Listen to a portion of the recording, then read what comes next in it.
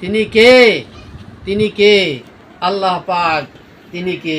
100 বৎসর পর এই শেষ জমানায়, অর্থাৎ এই শেষ জমানায় 100 বৎসর পর পর যে মুজাদ্দিদ আসেন, এই ধারাবাহিকতায় তিনি শেষ জমানায় তিনিকে মুজাদ্দিদ করে এই ধরাধামে প্রেরণ করেছেন। আর মৃত্যু সুন্নাতকে জিন্দা করতে গিয়ে তিনি লাঞ্ছিত অপমানিত হয়েছেন, এত কষ্ট ত্যাগ স্বীকার করেছেন। সৌভাগ্য, শুভনসিব যে আমরা যারা মুর্শিদে বরহক রেজভী শাহ রাদিয়াল্লাহু তাআলা আনহু এর চরণ মোবারক ধরেছি, পেয়েছি, বলেন আলহামদুলিল্লাহ।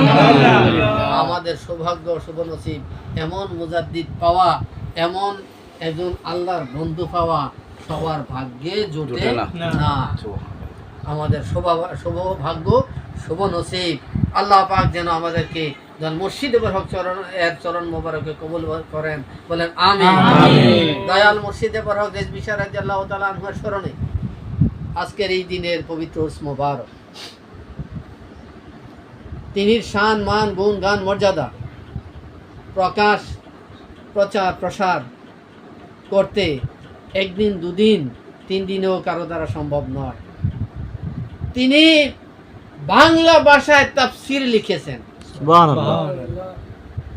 সর্বশ্রেষ্ঠ একটা তাফসির। এই তাফসিরটা 40 মন কাগজ লাগছে, বলেন সুবহানাল্লাহ।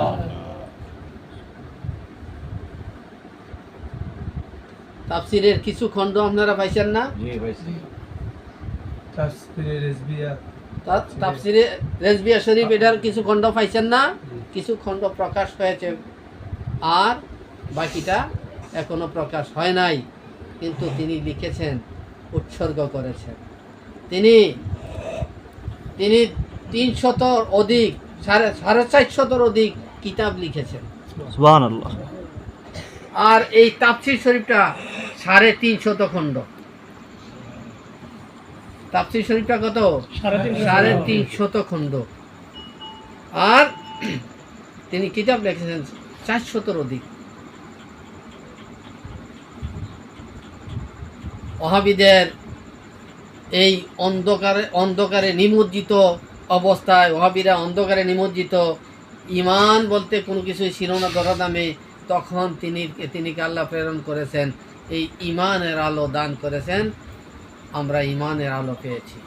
আজকের দিনে আমার এই দয়াল মুর্শিদে বরহক রাদিয়াল্লাহু তাআলা আনহুকে স্মরণ করতে বসেছি।